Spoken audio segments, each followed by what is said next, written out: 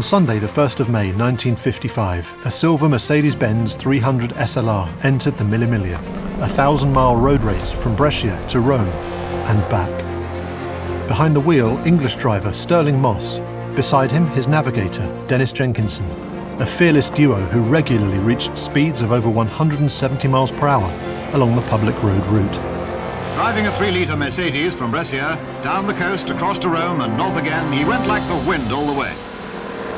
They were so fast that even the planes filming from above couldn't keep up. Just 10 hours, 7 minutes and 48 seconds later, they were back in Brescia, roaring across the finishing line. He finished over half an hour ahead of world champion Fangio.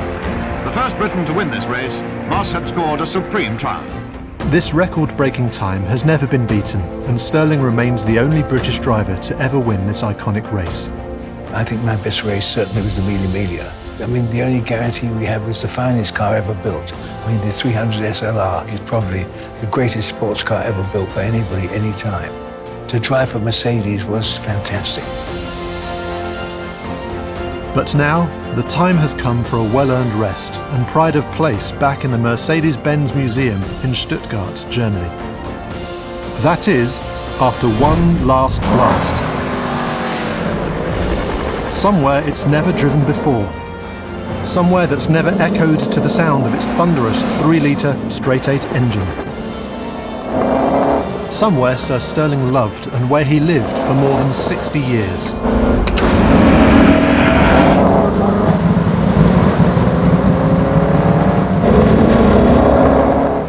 It was here, in London, where Stirling Moss's 1955 Mille Miglia journey actually began, when he set off for Italy at the wheel of another Mercedes-Benz, the beautiful 300 SL Coupe. The Gullwing. His Gullwing. That Gullwing. And of course, there can be only one place and time where this journey finishes. At the Moss family home, and at the time the SLR started its record run in 1955. The time that gave the car its famous race number. 7:22 in the morning. 7:22. I race because I love racing. As a sport, it was something very special. I can't think of any life that's better than being a professional racing driver. And the original 300 SLR was probably the finest sports car ever built. Quite incredible. I mean, it really was a most wonderful machine to drive.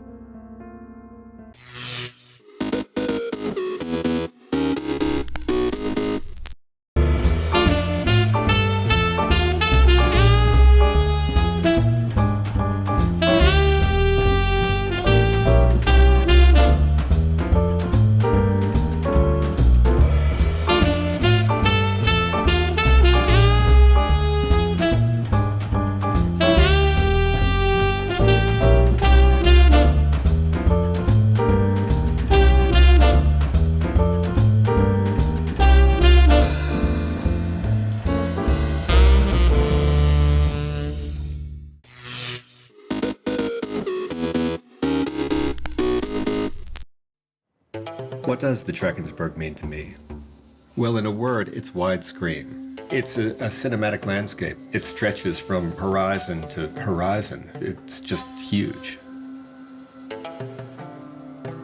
The mountains here are very distinctive. Their jagged peaks just pierce the horizon, and instantly you know you're in the Drakensberg because no other mountains in the world look like this. Everywhere you look, there's a great shot. The plant and animal life is amazing. I've just been stunned by the variety of birds, and there's such a sense of tranquility.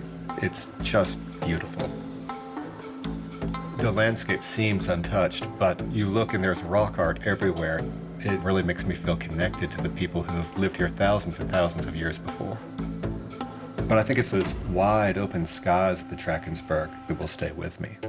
That's what I'm going to remember.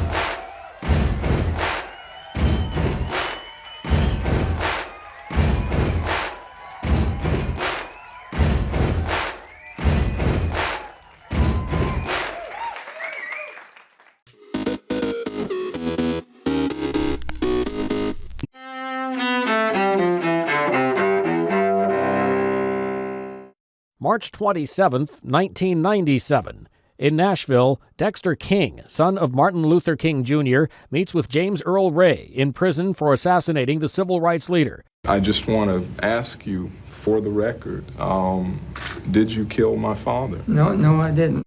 Dexter King tells Ray, "I believe you, and my family believes you." The King family urges a new trial for Ray before he dies the following year. 2002. Comedian Milton Berle, Uncle Milty, television's first true superstar, dies in Los Angeles at age 93. A decade earlier, Berle, in an Associated Press interview, dismissed the common claim that he stole jokes. I do not steal jokes. I just find them before they're lost. 1998.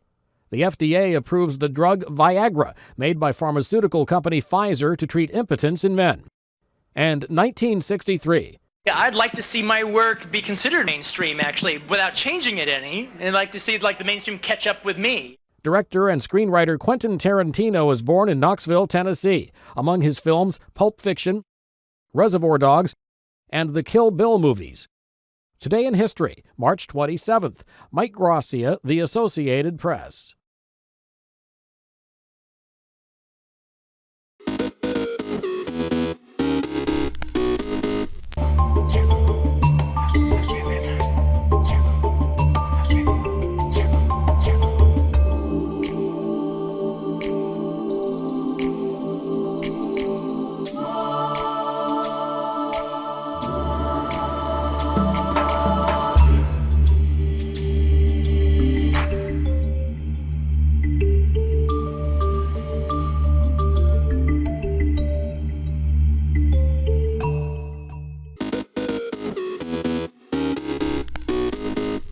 Welcome back in our studio, and in today's news,